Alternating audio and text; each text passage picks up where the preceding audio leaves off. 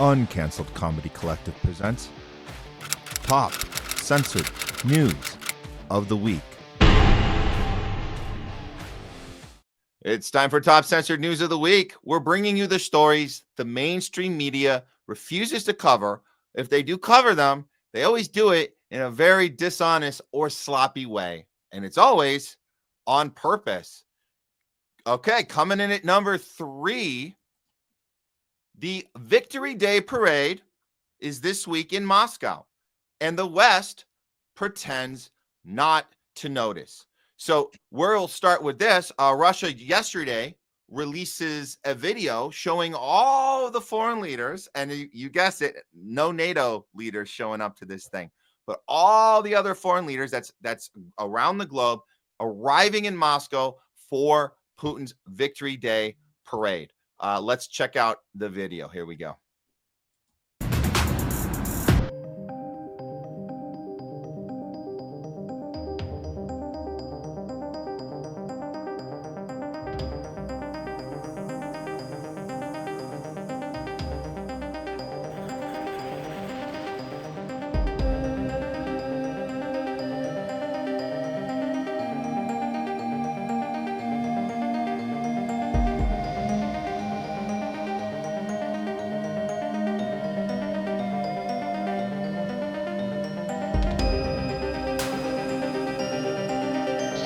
В нашей стране эта война называется Великой Отечественной, потому что весь народ, без всякого преувеличения, принял участие в отражении нацистской агрессии.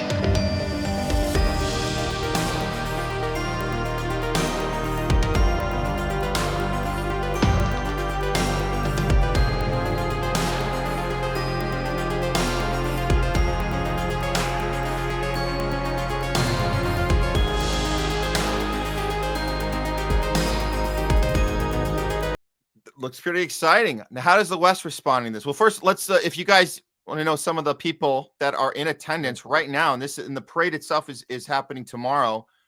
This is some of the people attending, or basically all the people are supposed to attend. And you can see everybody on this list. These are all people that the West has at one point or another a time deemed a dictator, a threat to democracy, whatever it is, somebody we've had to either assassinate, attempt, or do a coup on, or whatever. These are all people that are part of, I guess you would say, gathering for the BRICS, the bringing people together, bringing countries together to go against the West, the Western regime, the Western oligarchy, and that they're using a day like Victory Day to do that. This is the thing about this, Craig, is that when we see a list of people like this, we want to know what will somebody like Trump say about this? What is the mainstream saying about this? And unfortunately, what's going on is Trump himself is spinning this as not a big deal, and that we need to take the opportunity to make Victory Day about us. So he's trying to one up this. This is a clip of Trump today telling us what Victory Day should be for celebration of, guess what? You guessed it, America's the biggest, most powerful country that should be celebrating this over anybody else on the planet, the victory of World War II. Let's hear his take on it this morning. Pleased to announce that I've just signed a proclamation officially designating tomorrow, May 8th, as a Victory Day for World War II, commemorating the 80th anniversary of America's victory in the Second World War. All over the globe, our World War II allies are celebrating this week, but the United States has never joined in with the proper celebration of our own, and the victory was mostly accomplished because of us. Whether you like it or not, we came into that war and we won that war, and we had a lot of help from a lot of great people, a lot of great allies. But I think there would be nobody that would say that we were not the dominant force in that war, and we don't celebrate it. And I think that's a great disservice to the people that lost their lives and people that fought so hard in winning World War II, and also a separate Victory Day for World War one, and we're going to be doing that too. It was American tanks and ships and trucks and airplanes and service members that vanquished the enemy 80 years ago this week. Without America, the liberation would never have happened. And so we have to pay tribute and homage to those people that gave us victory. That's funny. It seems there were some big ones he might have left out of there. Craig, I'm confused. Or did he get everyone? Did he cover it all? Is it America? These are the people we need to pay homage to for World War II? Yeah, well, I mean, when I hear that video, there's two things I think. Number one, he's keeping the scam alive, right? That's what Donald Trump is there to do, to keep the empire education, the history that's taught to American children going, the lie that we are Captain America going around and, reuniting allies and fighting for and against, fighting against human rights abuses. And but when you think about it and you hear the story, I think, the United States entering in is more to get a piece of the pie in Europe. That's why they waited so long. And 300,000 men for the United States were sacrificed to help win that war. But the Russians alone lost like 1.2 million soldiers in Stalingrad, for crying out loud. I mean, maybe anywhere from 20 to 40 million people, the sacrifices that the Russians made. And they marched all the way from the east going west into Germany, to get in there to liberate a lot of the German-held territories at one point. I think that, to be a humble leader, you would say, I don't think America's part should have been ignored for what's happening. What happened during that war. He should be there in Russia, celebrating with them, uniting our country, saying we respect the losses of lives the Soviet Union did have. But once again, that was about the communists beating the fascists. So to keep the story alive, the scam alive, you can't ever support or say that communism has done anything good, even if it was, sacrificing millions of men to fight off fascism at one point. So it's just really a shame what could have been, what should have been. But people should see it for what it is. And this is what I mean. Donald Trump is keeping the status quo alive. He's not an outsider president that wants to expose what the corporatists have done to this country and what the Israeli lobbyists have done to this country. For crying out loud, they have him bought off. But he's not an outsider president. He's more of just the same. In fact, he's more effective of keeping those who are, this form of like myopic nationalism, right? When people say, why don't you like the whole make America great again? Because to me, it says that we're not going to take any accountability for our bad actions. That's what I want. I don't know if necessarily it's great to say that we dropped bombs on innocent civilians in Japan, 2 bombs. You know what I'm saying? I don't think that's not something I want to be proud of. You know what I'm saying? So it's not a humbled approach. It's not what the American approach is. The American approach to me is like, if you're going to make a parallel to football, Jerry Rice, every time he scored a touchdown, you ever see that guy celebrate? He would just turn around and hand the ball back to the referee. Be humble about things. Yeah. You know what I'm saying? You don't have to pat yourself on the back. If you have to pat yourself on the back, America, the way Donald Trump pats America's self on the back, then you're really not a humble person. It's when the other people say how humble you are. And there's no humbleness when it comes to Donald Trump whatsoever. He just is more about keeping the scam alive. And it shows it right there. The fact that they're not there, the fact that the Brits aren't there, the fact that the French aren't there, the fact that the Americans aren't there. I mean, it's just, this is not good for anybody who says that Donald Trump is a puppet of Putin.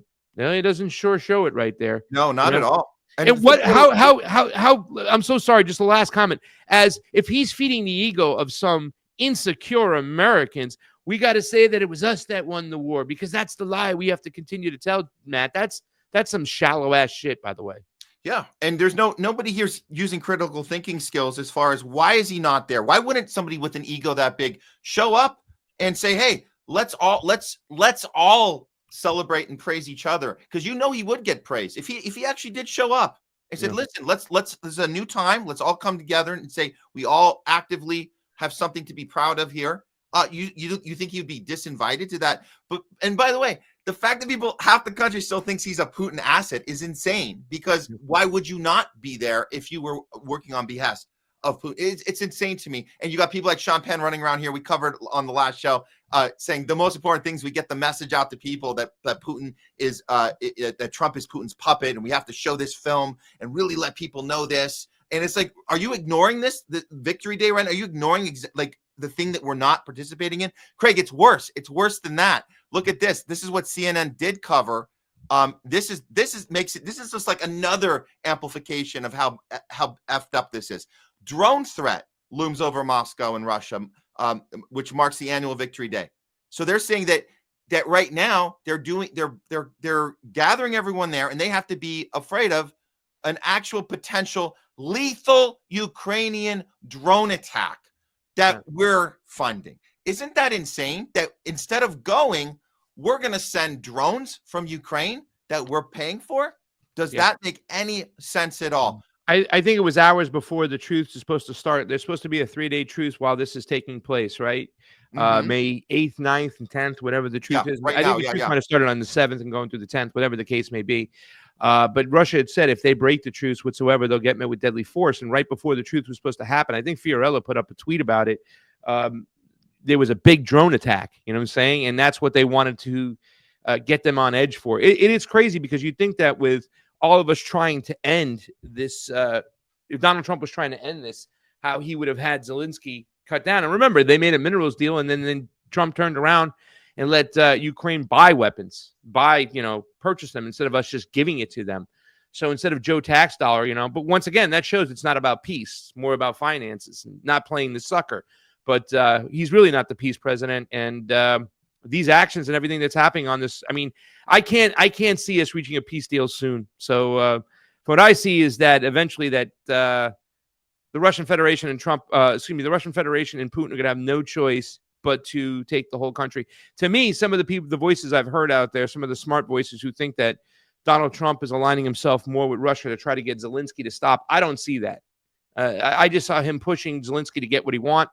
The minerals, and I don't even think we're going to be able to drill those minerals out there. We don't have the resources to get that done. We're not equipped like that. Who is equipped to get those resources and drill them out? The Chinese. So it's just about stopping them from getting it if Russia had taken the whole country. So maybe now Russia does take the whole country, but allows the United States to occupy that territory or something. I don't know what deal is being made, but this doesn't bode well, I don't think, for a peace deal between Russia and the United States. No, but it looks good on paper. It looks like we got something for a bang for our buck, and now we can justify more money for weapons. Exactly. Now we're not as much in debt as we were. Yeah. We're not getting taken advantage of us. They paid us for they gave us the minerals, so now we can let them do what they want to do, and then act like we had nothing to do with it, like we didn't push the proxy. It's pretty sad, if you ask me. Pretty sad. All right, coming in at number 2. Bush official admits U.S. built secret $21 trillion underground city for the rich and the powerful. Let's take a look at what the New York Post put out. So this Bush official claims U.S. built this secret city for rich and powerful to live in if a near extinction event happens.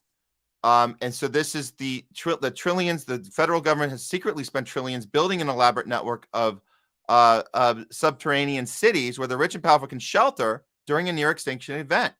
And the former Bush White House official, her name is Catherine Austin Fitts, and she says about 170 bunkers have been built across the country since 1998. So she happens to be a former Bush official, but she's saying this stretches through multiple administrations, multiple people, both sides of the aisle, obviously in on it, according to her, and it's preparation for a catastrophe. Let's see a breakdown. There's a short video breakdown of what she talked about on this appearance, and it happened on Tucker Carlson, but this is a breakdown we got off of Twitter. Here it is. Bush administration official has come forward with a claim that's difficult to ignore. According to the New York Post, Catherine Austin Fitts says the U.S. government has secretly constructed a $21 trillion underground city. She alleges that this was funded through nearly 2 decades of unaccounted for federal spending, money that vanished from the ledgers of the Department of Defense and the Department of Housing and Urban Development between 1998 and 2015. Fitts describes a network of over 170 underground and underwater facilities, not shelters, cities, built to house the powerful in the event of a near-extinction event. She says they're connected by high-speed transit systems, hidden beneath the surface of the United States, powered by advanced energy technologies the public has never been allowed to see. No vote, no announcement, no media coverage, just decades of quiet construction shielded from public knowledge. If what she's saying is true, then these places already exist. The entrances are in place, the infrastructure is operational, and they aren't meant for everyone. The public was never informed, no explanation has been given, no officials have stepped forward to confirm or deny any part of it. So we have to ask the obvious questions. What do they know? What are they hiding? And what happens to the rest of us when the doors close?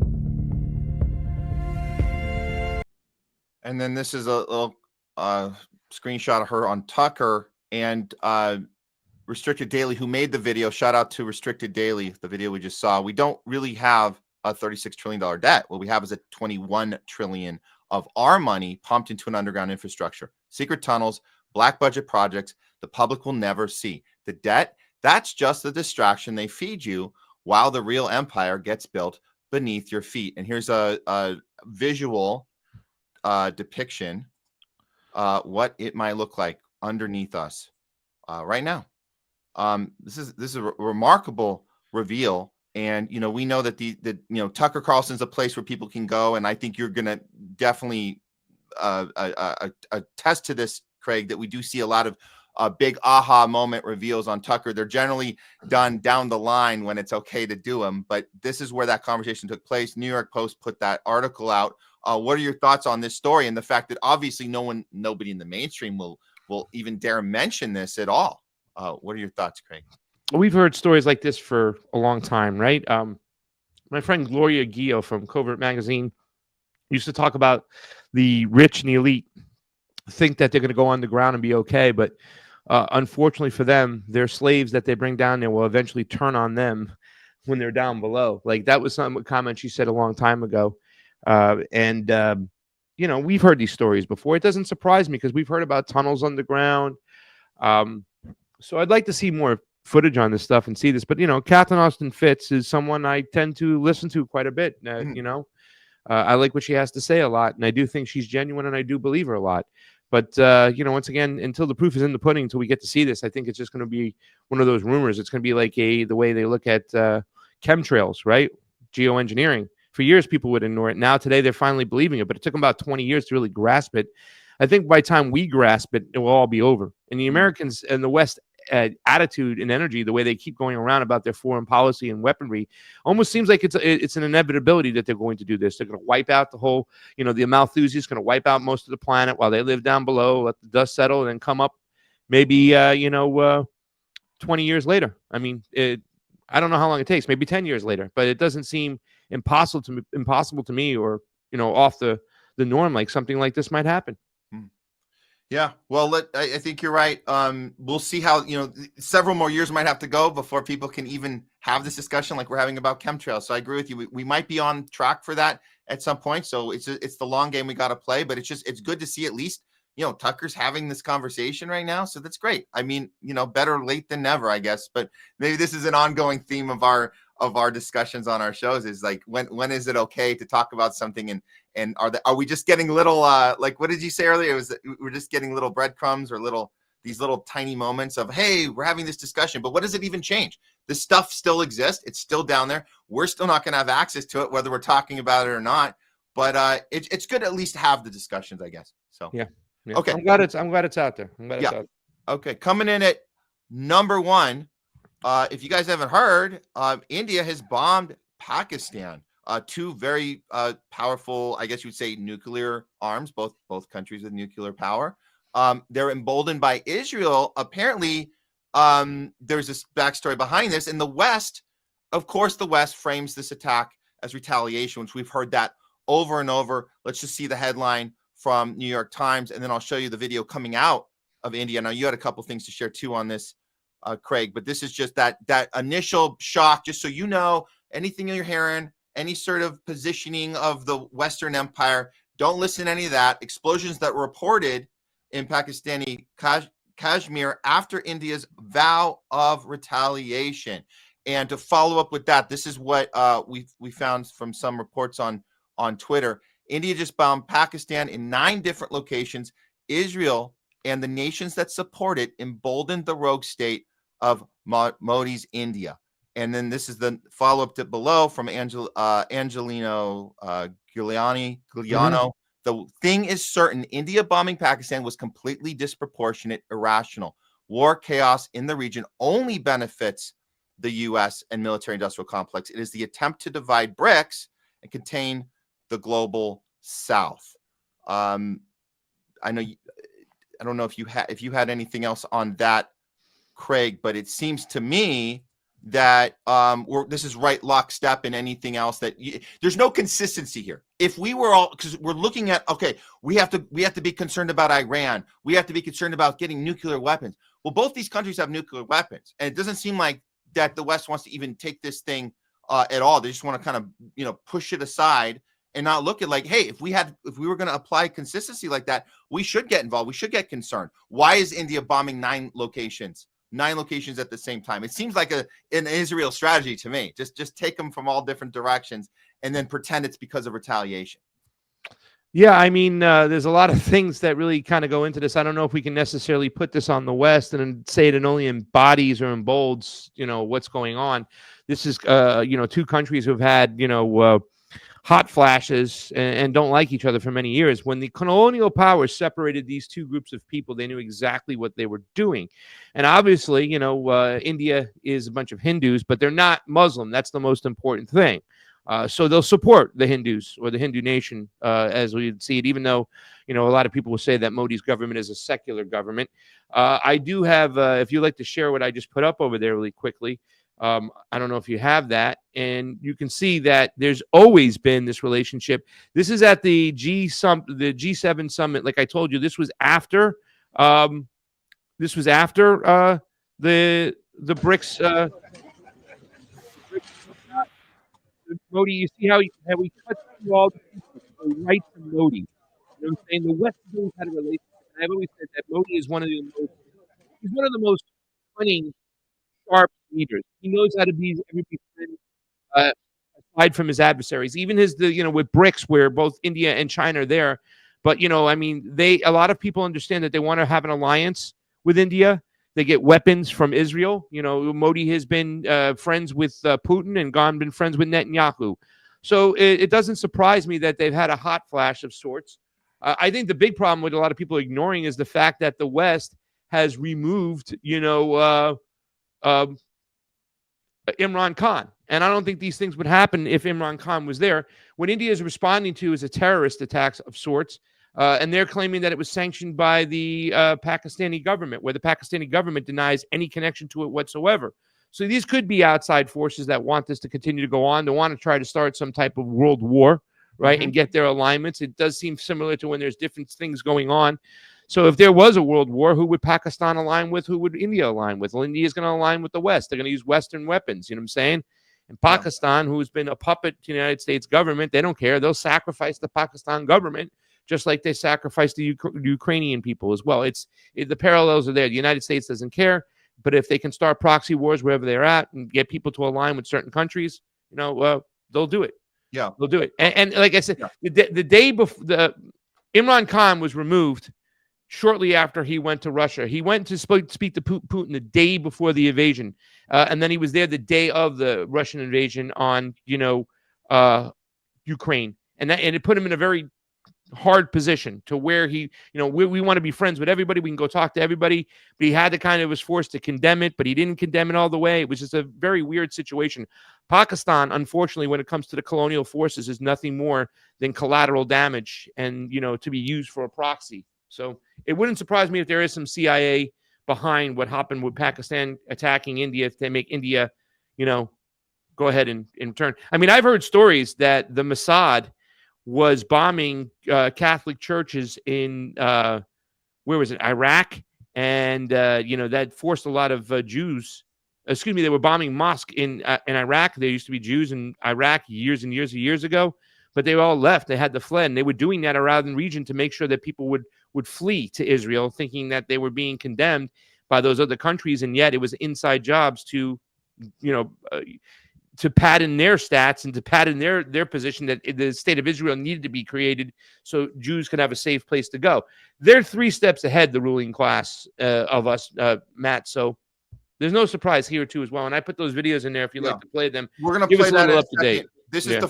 the first one is right from the ground. The visual's a little difficult, but you can hear the sounds. And again, these are 9 different parts of Pakistan was bombed simultaneously. This is from one of from the ground. Let me throw this one up first, and then we'll play yours.